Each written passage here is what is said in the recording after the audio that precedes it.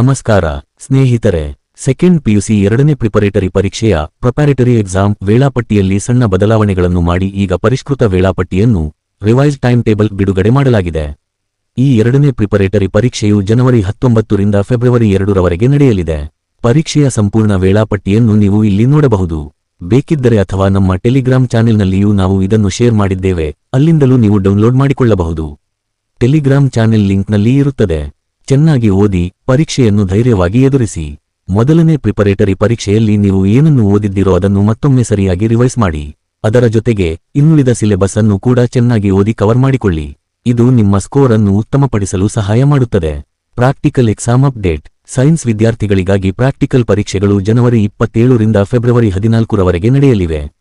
ನಿಖರವಾದ ದಿನಾಂಕಗಳನ್ನು ನಿಮ್ಮ ಕಾಲೇಜಿನಲ್ಲಿ ಮುಂದಿನ ಒಂದು ವಾರದೊಳಗೆ ತಿಳಿಸುತ್ತಾರೆ. ಎಲ್ಲರಿಗೂ ಆಲ್ ದಿ ಬೆಸ್ಟ್. ಮುಂದಿನ ವಿಡಿಯೋದಲ್ಲಿ ಸಿಗೋಣ. ವಿಡಿಯೋ ಇಷ್ಟವಾದರೆ ಲೈಕ್ ಮಾಡಿ ಮತ್ತು ನಮ್ಮ ಚಾನೆಲ್ ಸಬ್ಸ್ಕ್ರೈಬ್ ಮಾಡಲು ಮರೆಯಬೇಡಿ. ಜೈ ಕರ್ನಾಟಕ ಮಾತೆ.